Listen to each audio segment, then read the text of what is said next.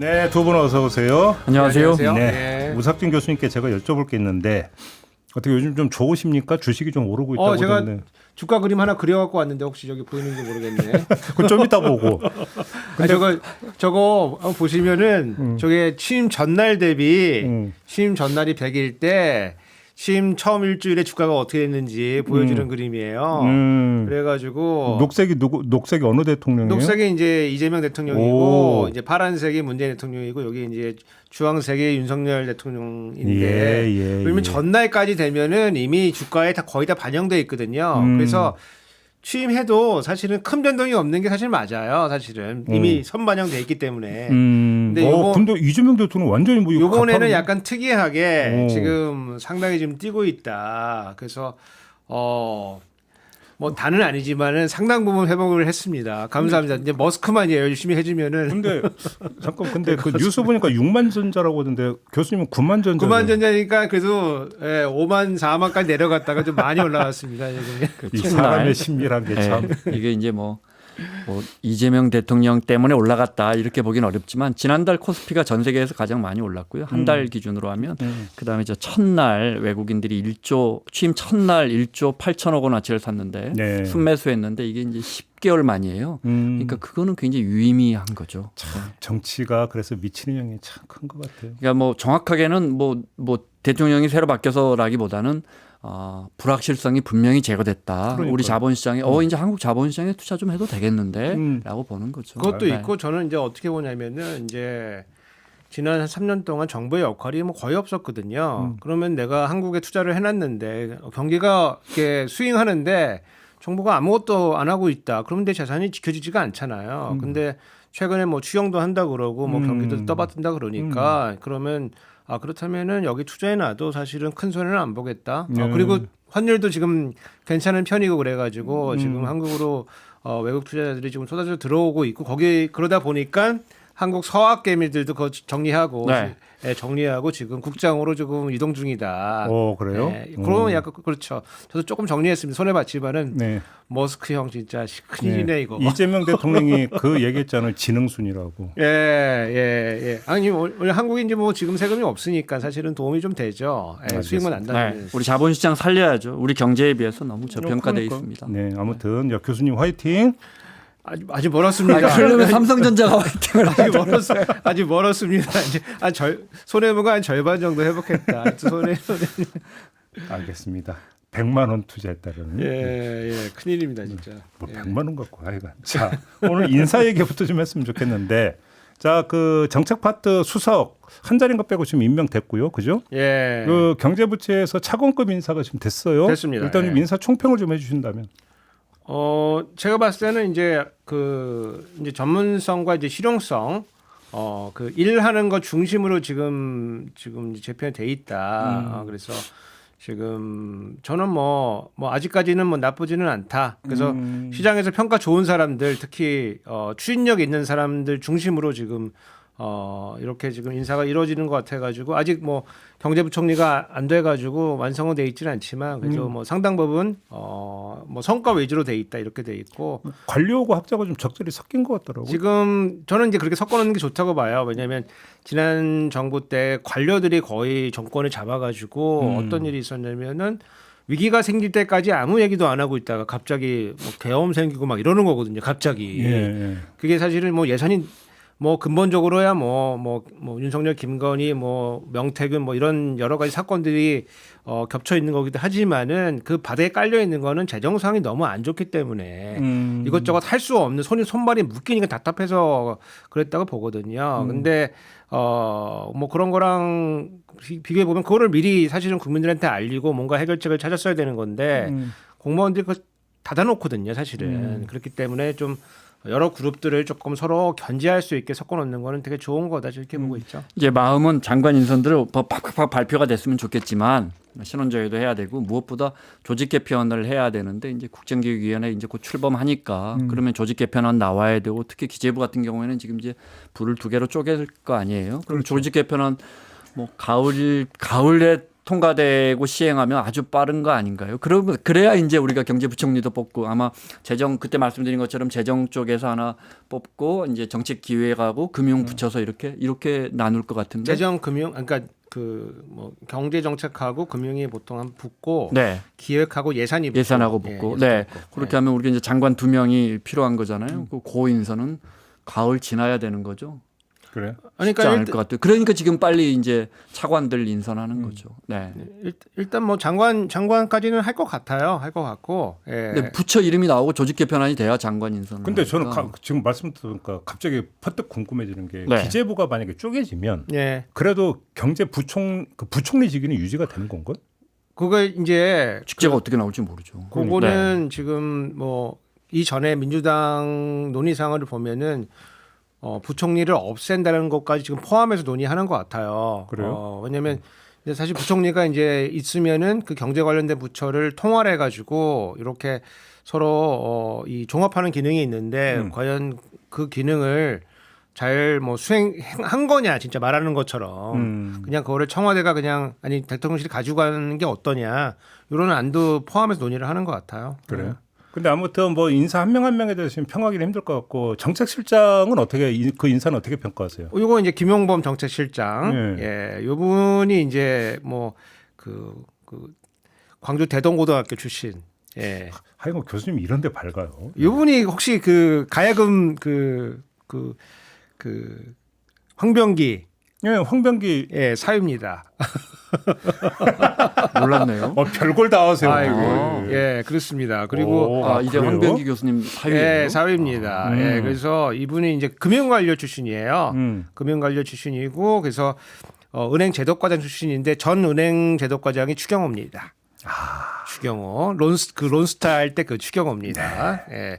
예, 그 전 과장은 이제 그 지영환이라고 예. 뭐 그렇게 있고 금전과장, 금전국장 거쳤으니까 요번에 이제 금융 관료 중에서는 에이스는 맞아요. 맞고 제가 이제 그 이 김용범 정책실장이랑 싸웠던 분한테 얘기를 들었거든요. 싸웠던 분.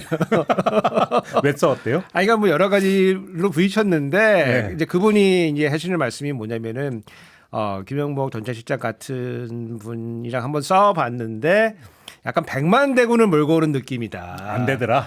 아니 그러니까 일 처리가 이렇게 좀 빠르고 뒤에 여러 그 작업들을 해가지고 오는 그런 느낌이기 때문에 1대1로 싸우는 게 아니고 뒤에 백만대군이 이렇게 몰고 오는 그런 느낌이다. 그래서 추진력이 되게 좋다. 이제 그런 거고 그다음에 그 금융 공무원 하다가 이제 막판에 이제 기재부로 넘어가서 기재부 1차관을 했거든요. 그래서 뭐 그때 이제 우리 코로나 때라서 마스크 오브제 이런 거 했다. 그래서 뭐 실적도 있고 다만 이제 끝나고 나서 가상자산계로 가셨어요. 예. 그래서 해시드라고 하는 이제 그 가상 블록체인 투자하는 그 계열사 해시 오픈 리서치의 대표를 하셨어요. 지주회사죠. 예, 지금 약간 그런 걸 하셨는데 이제 그게 지금 가상자산 업계는 그래서 들썩들썩 하더라고요 지금. 우리 업계에 있은 분이 글로 가셔가지고 네, 뭔가 뉴스 스테이블 봤어요. 코인이 뭔가 좀 뭐 빗장이 풀리면서 뭐가 되는 거 아니냐. 올 초에 저녁 식사를 한번 했었어요. 그래요? 예, 김영장. 근데 뭐 개인적으로는 잘 모르고 처음 뵈서 저녁 식사 둘이서 했는데 정확하게 2시간 정도 식사했는데 한 1시간 반 정도 정책 이야기를 너무 하셔가지고 공부하는 지금 말씀하신 것처럼 굉장히 의욕적이고 경제는 이제 선순환돼야 한다는 거죠. 재정 지출을 확대하더라도 그것이 선순환 구조가 이어져야 되고 네. 그다음에 계속해서 우리가 평생 일하는 그런 시스템을 만들어야 한다는 이야기를 아주 강조하시더라고요. 그러면 두 분이 보시기에는 김용범 정책실장 인사는 잘된 카드다 이렇게 평가하시는 겁니까? 더 지켜봐야죠. 네, 뭐 어느 정권이든 좋은 사람 쓰려고 안 했겠습니까? 네. 그러니까 뭐 실무형이다, 추진력이다. 그래서 대통령 인사의 방점이 예컨대 저 같은 학자 간다. 그럼 말이 많을 거 아니에요. 뭐가 되느니 원칙이 어떠느니. 근데 일단 일을 만들어 와라. 요런 거에 방점이 찍혔다. 이렇게 되고 이게 재밌는 게 뭐냐면은 원래 다음 달 초에 한국은행에서 가상자산 관련된 무슨 컨퍼런스 같은 걸 원래 하기로 했어요. 네. 그래서 한국은행은 소위 말하는 그 중앙은행이 발행하는 가상자산 CBDC를 물리고 있는 이제 그런 거고 스테이블 코인 이런 거는 자꾸 좀 반대하는 네. 그런 입장인데 갑자기 그 컨퍼런스 취소가 됐습니다. 예, 김영문 그 실장 발표 내고 그래서 그 컨퍼런스가 취소가 됐습니다. 네. 그래서 뭔가 좀 눈치 보고 있는 거 아니냐. 그러면 예. 얘기가 이렇게 되네요. 이재명 대통령도 거의 워커홀릭이라는 이야기를 들을 정도로 일에 매진하는 스타일이고 정책실장도 추진력이 엄청나면 예. 이제 그 관련 부처 공무원들은 죽었다고 복창 이렇게 이해하면 되는 겁니까? 그렇죠. 그 제가 어저께하고 그저께하고 좀 기재부를 쫙 돌려봤거든요. 네. 전화 쫙 돌려보니까 전화가 됩니다. 그동안 전화가 안 됐는데 전화 안 받더니 전화가 됩니다. 그래요? 전화가 되는데 대통령 바뀌니까 전화가 됩니다. 그래서 예. 근데 다들 해피해하고 있습니다 지금. 근데 어느 정권이나 집권 초기에 다들 열심히 일하고 지난 정권이 좀 특이했어요. MB 때도요. 그러니까. 들어가는 실국장님 들어가 보면 뭐 일요일 저녁에도 뭐 10시 퇴근하고 밤 10시 퇴근하고 그랬어요. 그러니까요. 뭐 개인적으로는 문재인 정부 때도 정말 공무원들 고생했고요. 대한민국 역대 대통령에서 최악의 대통령이 누구냐라고 꼽으라면 저는 그러니까 아주 쉬운 질문이죠. 망설임 없이 딱 한 명이었는데 갑자기 이제 망설이게 됐어요. 고민에 빠지게 됩니다. 아니 그러니까 기본적으로 일은 하고 네. 이 일의 방향이 나는 마음에 안 든다 싫다 저게 맞다 이제 이런 논의를 해야 되는데 무슨 술을 먹었느니 뭐 저녁 때 뭐가 좋느니 뭐 어디 무슨 술집을 갔느니 뭐 이런 거를 우리가 하고 있으니까 그리고 뭐 알겠습니다. 여사님이 무슨 생각을 하고 있니 뭐 이런 걸 하고 있으니까 진짜 좀 이제 힘든 3년을 보낸 거죠. 또 갑자기 짜증 올라오니까 그만하시고.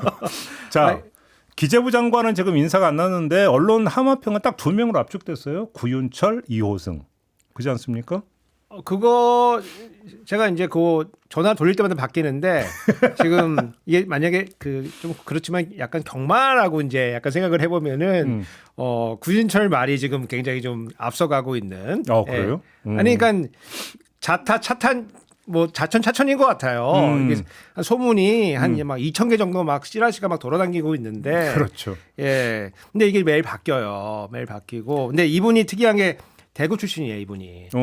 대구 출신이에요. 그래서 지금 약간 그 내각이나 뭐 그 용산 그 대통령실이나 성별, 지역별 안배가 있는 거냐 이런 게 스물스물 좀 올라오거든요, 사실은. 우리는 능력 보고 인선했다. 이제 이렇게 나오는 건데 하다 보니까 이제 특정 성이나 남자가 너무 많고 특정 연령대가 많고 뭐 지역도 지금 안배가 되고 있는 거냐 이런 문제가 좀 있고 그다음에 아까 김영본 실장은 금융 그리고 1차관 했기 때문에 경제 거시경제 라인이라고 보면은 그러면 그거를 또 견제해 줄 사람이 필요하거든요.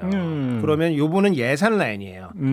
예산 라인이기 때문에 이분은 이제 그 노무현 정부 행정관하고 이제 문재인 정부 때 다시 픽업돼서 예산실장하고 쭉 와서 국무조정실장 장관까지 하고 그리고 민주당에서 이제 뭐 보직하다 좀 분위기 때문에 이분이 가장 가능성 높은 거 아니냐 이제 이렇게 나오고 있는데 최근에는 뭐 이호승도 이름이 많이 나옵니다. 그래요? 근데 그 두 사람을 비교하면 정책 색깔의 차이는 확연합니까? 어떻습니까? 이호승은 경제정책국장 출신이에요. 요거는 아까 말씀드린 거시경제 요거를 보는 라인이기 때문에 둘은 완전히 다른 라인입니다. 완전히 둘은. 그래서 뭐 갖다 붙이자고 하면은 이제 그 정책실장하고는 맞는 라인은 이제 이호승이고 그 라인이 계속 그 라인이고요. 1차관 라인이고 요거는 구윤철은 2차관 라인이다. 2차관 예산 라인이다. 그래서 견제를 조금 더 시키면은 이제 그 구윤철을 하는 게 맞고 근데 일관성으로 일괄 공정으로 한번 쭉 가겠다. 그러면은 이호승이 맞고 이제 이런 건데 근데 저는 조금 견제와 균형. 우리 예전에 그 윤석열 대통령이 수사 잘한다 그래가지고 특수부로 쫙 깔았잖아요. 그랬을 때 우리가 그 겪은 이 고통을 생각을 해보면은 그때 뭐 공안이나 기획이나 이런 거를 좀 섞어가지고 서로 견제하게 만들었으면은 이 정도까지 오지를 않는데 검찰이라고 해도 이 정도까지 오지 않는데 한 라인으로 까니까 이렇게 됐거든요. 그래서 근데 어렵게 생각을 없이 기재부 쪼갠다니까 하나씩 맡으면 그러니까요. 장관 2명 필요해요. 그러니까. 네. 근데 초창기 세팅이 굉장히 또 중요하기 때문에 지금 뭐 잠깐이지만은 이것도 굉장히 중요하다 이렇게 보고 저는 사실은 기재부의 의견을 조금 말씀드려 보면은 기재부는 정치인을 원합니다. 그래요? 정치인을 원합니다. 예. 그래서 두 사람 다 정치인은 아니잖아요. 이 사람은 아니고 그래서 저는 정치인의 가능성도 굉장히 높다 이렇게 봐요. 이른바 정치인, 그러니까 실세급 정치인. 그러니까 지금 나오는 거는 김태년 의원 나오고 있고 예. 그리고 얘기 우리 나왔어요. 시선 집중에 정성호 의원님 나오고. 나오는 정성호 의원도 저는 괜찮다고 봐요. 기재위 오래 하셨죠? 예, 기자위원장도 했기 때문에 예. 뭐 두 분 중 어느 분이 가셔도 그리고 우리 방송 어떡하라고 고정이신데. 부총리가 나오는 거죠. 고정으로? 네, 부총리 고정으로 나오는 거죠. 콜. 그건 콜. 그래서 그 기재부 직원들은 그 정치인이 오기를 좀 손꼽아 기다리고 있다. 네. 예. 좀 그렇잖아도 이제 그 겨우 보신 한동수 전 대검 감찰부장이 특검으로 빠지실까봐 노심초사하고 있는데 지금. 그래서 저는 그 정성호 의원도 굉장히 좋은 픽이다. 왜냐하면 이게 또 경제라고 하는 게 얘기를 잘 들어주는 역할도 되게 중요하거든요. 전달하겠습니다. 예. 대단히 감사합니다. 네. 기재부 얘기 나왔으니까 어젠가 뉴스 보니까 기재부가 대통령으로부터 칭찬을 받았다. 혹시 그거 보셨어요? 그 뉴스? 봤어요. 아니 그건 좀 언론들이 하여튼 초치는 네. 근데 이제 정부가 추경할 거고 이제 지역화폐 중심으로 해가지고 뭐 25만 원 이건 보편 지급할 건지 선별 지급할 건지 대통령이 그런 언급을 했을 거고 기재부에서는 그거 아마 이제 확 입장 바뀌어가지고 이제 적극적으로 추진할 입장을 보였을 테니까요. 그러니까 네. 추경 그 편성 관련해서 편성 방법 관련해서 네. 뭐 칭찬을 받았다고 하더라고요. 아무튼 그럼 기재부 뭐 적극적으로 집행하겠다 그랬겠죠.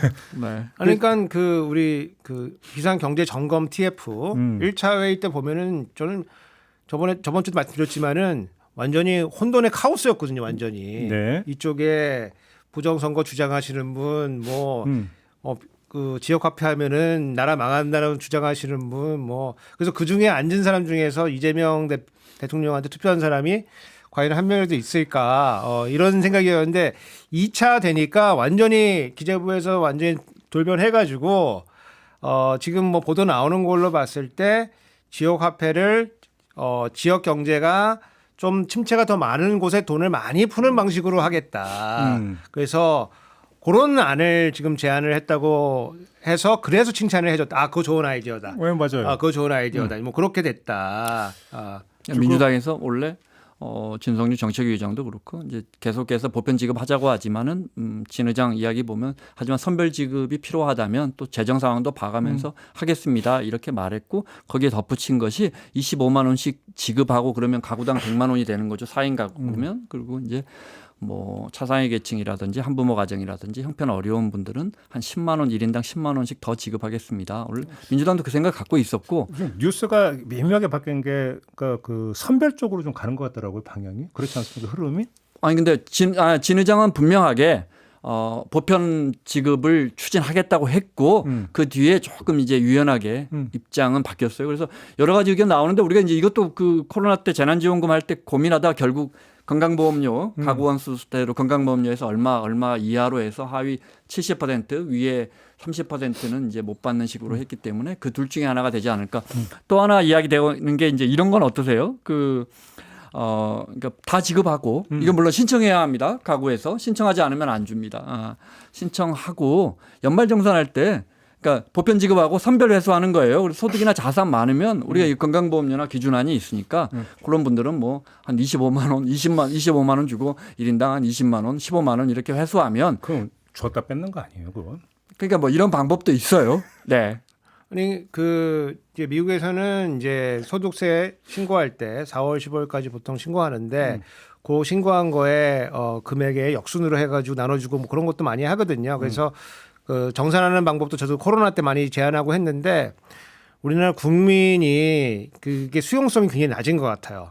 그러니까 좋은 아이디어인데 우리가 수용성을 생각을 안 할 수가 없거든요. 그래서 상당히 이 환수할 때 되면은 상당히 저항이 세기 때문에 생각보다 그게 저는 채택이 되긴 좀 어려울 것 같다 이제. 근데 이제 그렇게 만약에 정책이 뭐 보편 지급 선별 회수로 가면 그분들은 신청을 안 할 가능성이 높으니까. 그래. 네. 알겠습니다. 근데 참고로 우리 보편 지급하면 이제 이재용 회장도 맞는 거 아니냐 이 명제가 딱 튀어나오는데 지금 싱가포르 같은 경우가 지금 이제 현금 지급을 하고 있고 일본도 안 하겠다고 했다가 연립여당이 다시 또 선거 앞두고 현금 지급하겠다. 일본은 정말 현금 지급이나 쿠폰 지급을 정말 뭐 원조 국가거든요. 정말 많이 하는 나라인데 이렇게 우리처럼 차별 지급하는 경우는 거의 없거든요. 네. 지금 다 지급합니다. 어차피 세금으로 소득 많은 분들은 또 걷거든요. 네. 지금 밖에서 비보가 들어오는데 9시에 방을 빼줘야 된답니다. 좀 속도를 좀 높여가도록 하겠습니다. 대단히 감사합니다. 알겠고요. 우리 김 원장 기자가 또 부동산 전문이신데 요즘 좀 집값이 오르고 있다. 뭐 이런 얘기가 있어요. 제 느낌으로는 매우 조심스럽습니다. 네, 많이 움직이고 있고요. 그래요? 호가가 급등하고 있고요. 이유가 뭐예요? 2017년 문재인 정부 출범 때하고 똑같습니다. 그때도 언론들이 계속 이제 집값이 올라갈 것이다를 부추기고 있고 두 가지 프레임이 있습니다. 진보 정부니까 재정 같은 거 확대할 거니까 집값 무조건 오를 것이다.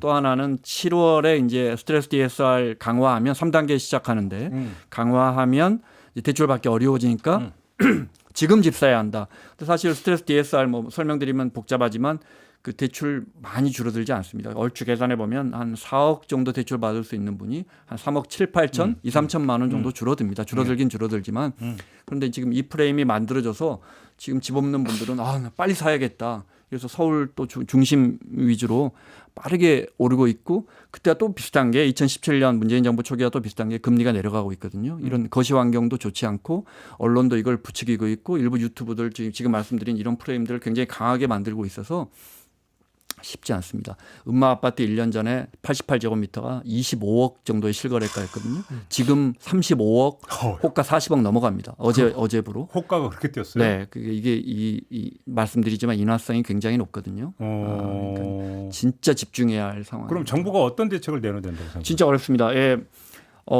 지금 이제 과거에는 다 같이 올랐었는데 지금은 이제 부동산 온기가 아주 차가운 것은 아주 차갑잖아요. 지금 지방은 말할 것도 없고 지방 대도시. 시장 어제 또 마포 성동만 콕 집어서 얘기하더라고요. 그러니까 이제 그 강남 3구에서 마포 성동으로 이제 번지고 있고 이게 수도권의 판교 이렇게 과천 이렇게 또 주거 여건이 좋은 곳으로 번지고 있기 때문에 이거 또 어떤 정책을 내놔도 사실은 이제 언론이나 건설업계에서 이 건설 경기 부양하고 경기 활성화해야 되고 주택 경기 살려야 한다라는 이게 정말 어떤 집권 여당보다 항상 세거든요. 그래서 이걸 뚫고 가기는 어려운데 굳이 대책을 물어보셨으니까 저는 아주 점진적으로 보유세를 올려야 한다고 봅니다. 근데 이제 이 대통령이 이제 이건 안 하겠다고 했으니까 쉽지. 그다음에 공급을 늘린다. 공급 늘리면 좋은데 공급 어디다 늘립니까?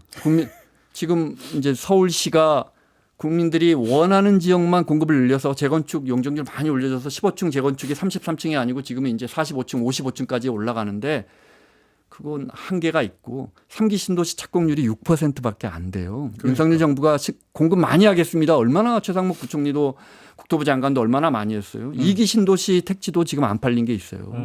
그러니까 그 사람들이 이 원하는 지역과 원하지 않는 지역과의 온도차가 커서 정책 집행하기가 아주 어렵습니다. 심리 자극하는 그 요인이 상당히 크네요. 그러면. 그럼요. 이거 쉽지 않고 저는 근본적으로 지금 정부가 쉽지는 않겠지만 장기적으로 내다보고 거래세는 좀 줄여주고 보유세는 점진적으로 노무현 대통령이 10년 동안 실업세율 1%로 올리기로 해서 점진적으로 올렸는데 이명박 대통령이 틀어버렸거든요.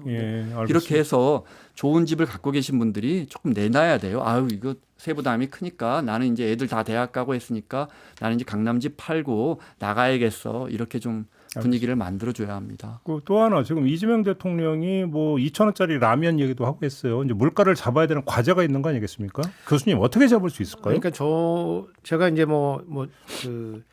우리 허니문 기간이 있기 때문에 좀 비판 같은 거는 좀 사실 자제를 하고 있는데 이런 메시지는 조금 한번 걸러야 되지 않았을까 그런 생각이 좀 들어요. 왜냐면은 지금 같은 날 이제 추경도 한다 그러고 그다음에 물가도 잡는다 이제 이렇게 메시지가 나왔었거든요. 근데 우리 경제학에서 다 좋은 것들이 많지만 좋은 걸 동시에 다 잘할 수는 없다. 이제 이게 기본적인 교훈이거든요.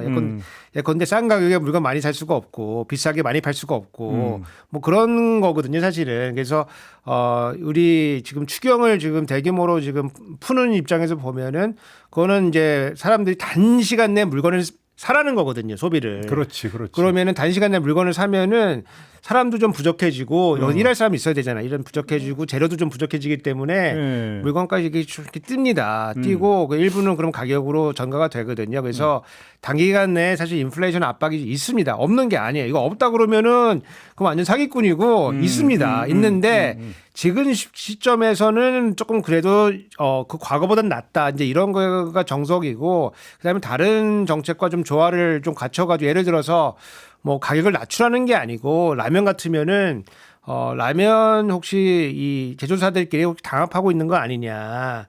공정거래 이슈로 치고 들어가서 특히 예컨대 민생회복지원금을 대규모로 푸는 이 시점에 있어가지고 그 시점에 그거 이용해서 올리는 거는 당합해서 올리는 것들은 좀 문제가 있다. 이제 이 정도로 짚고 갔으면은 그러면은 잘 이해가 되는데 이 물가를 잡으라 그러면은 이 정책 당국자가 이거 할 수가 없습니다. 사실은 돈도 벌면서 물가도 잡는 그런 매직은 없는 겁니다. 그런 거는. 과장까지 데리고 오라고 했잖아요. 아니, 그러니까 과정이 오든 안 오든 그러면 이제 1,500원짜리 라면 하나 만들고 끝나는 네. 건데 의도는 국민들이 충분히 이해하고요. 네. 네. 효과는 없습니다. 효과는 없다. 지난 정부에도 전담관리제 했어요. 그렇죠. 뭐 삼겹살은 농림부의 누구 과장이 뭐 책임 다 커피 가격은 산업부의 누구 과장이 다 해서 엄격하게 했지만 시장 경제에서 가격을 정부가 이명박 정부 때 정말 이거 그때 소비자 물가 진짜 많이 올랐었거든요. 네. 기름값이 묘하다고 했던 거예요 그때. 네. 그 난리가 났었죠. 정유사 사장들 불러왔고 그때 말씀 공정위가 이제 그때 나서가지고 칼을 들이대서 과자 가게, 라면 가게 사장님들 다 불러서 그야말로 진짜 호되게 했죠. 그게 어떻게 됐나요?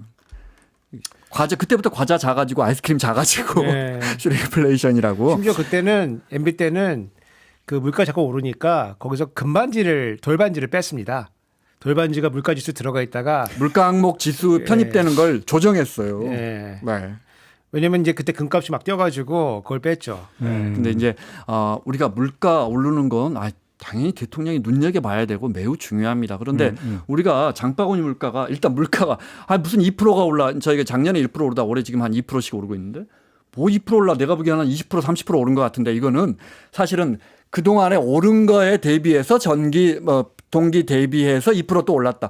사실 2,000원짜리가 그동안 1,950원까지 올랐다가 또 50원 또 올랐습니다라는 거라 그렇지. 우리 체감하는 거랑 차이가 있고. 예.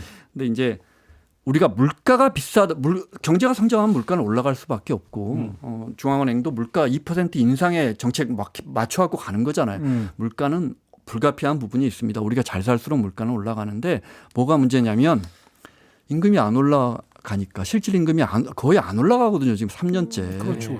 근데 이거에 대해서는 우리 정치권이나 대통령도 말을 못 합니다. 우리나라는. 심지어 지난 총리가 뭐 저임금에 감동받았다고 할 정도니까 임금 올리자 그러면 지금이 어느 때인데 기업들이 뭐 이런 말 나와서 우리는 실질 임금 올리자는 말을 못 합니다. 일본은 30년 동안 실질 임금 안 올려서 지금 이렇게 된 거잖아요. 그래서 뭐 더 잘 아시겠지만 지금 일본 새 정부의 경제 정책 중에 새로운 자본주의 전략이라고 해서 제일 1번이 뭐냐면 2029년까지 실질 임금 1% 올리자 해가지고 우리 돈 1,200조 원을 쏟아붓습니다. 네. 근데 우리는 이런 교수님 10년 동안 급여 얼마나 올랐어요? 저희는 뭐 거의 동결이죠. 거의 동결이죠. 그러니까 이런 부분에 대해서는 말을 못하니까 애꿎은 물가 잡아야지 이런 이야기가 나오는 겁니다. 알겠습니다. 예. 그러니까 지금 굉장히 중요한 말씀인데 지금 최저임금 결정하는 이제 위원회가 지금 맞아요. 이제 가동이 되고 있고 지금 여러 가지 지금 난제에 부딪히는 것 같아요. 양대 노총 일단 안도 제시했어요. 예, 14% 이상 이제 올려달라고 지금 그렇게 요청 들어왔고, 그 상당히 지금 첫 번째 시험 때 지금 올라선다 지금 이 우리 국민들의 갈등이 이제 그 요약되는 게 사실은 한쪽으로는 이제 최저임금이고 다른 쪽으로는 이제 기준 중위소득이라고 있습니다. 네네네. 복지제도 네. 기준 중위소득은 지금쯤 이제 7월이면 결정해야 되거든요. 근데 아예 가동이 되고 있지 않아요. 아래 단위부터. 그래서 지금 빠른 시기 내에 지금 뭐 G7도 가고 뭐 나토도 가야 되는지 이거 하고 있지만은 국내적으로는 최저임금 요 결정하고 그다음에 복지를 결정하는 기준 중위소득 결정 굉장히 어려운 과제들이 지금 기다리고 있다. 그래서 지금까지는 사실은 좋은 지금 상황인데 근데 지금 그 국민들 현안을 지금 해결해야 되는 문제가 지금 기다리고 있어가지고 이제 이 팀의 실력들이 좀 결대가 됐다. 다른 주제 말 못하더라도 이 말씀 꼭 드리고 싶어요. 네. 소득에 대해서 그동안의 언론과 기존에 했던 프레임이 소득 높아지면 안 돼. 우리 더 성장해야 돼. 우리 더 조금만 허리띠 졸라매자. 이게 너무 지난 한 20년 동안 박정희 정부 때만 해도 우리가 잘 살아보세. 부자가 되자고 했는데 지금 어느 순간 소득 높이자고 하면 이상한 사람이 되는 거예요. 그래서 어떤 현상이 발생하냐면요. 듣고 보니까 그렇네. 그렇죠. 예를 들어 버스 기사 연봉 6천만 원인데 6,500을 올려줘. 야, 무슨 버스 기사가 6천, 뭐 이상한 나라 아니야? 뭐 대졸 대학병원 간호사 연봉 8천만 원 올려달라 그러면 아니 무슨 간호사가 8천만 원을 받 이렇게 하는데 우리하고 비슷한 선진국 가보세요. 그분들 임금이 얼마나 높은지. 그러니까 우리가 잘 사는 나라 만들자 그러면서 우리 스스로 임금을 옥죄는 그 프레임에 걸려 있거든요. 이거 한번 생각해 봐요. 동의. 100% 동의. 우리가 잘 기업도 잘 되고 우리가 잘 살아야 기업이 우리가 소비를 해야 기업이 돈을 벌죠. 네. MBC는 각성하라 한번 해볼까요? 자, 출연료 인상. 네. 안 될 것 같은데. 대단히 감사합니다. 저 MBC 출연료 KBS 출연료보다 굉장히 높습니다. 와, 왜 또 갈라치기를 해요 지금 또 왜 또 갑자기.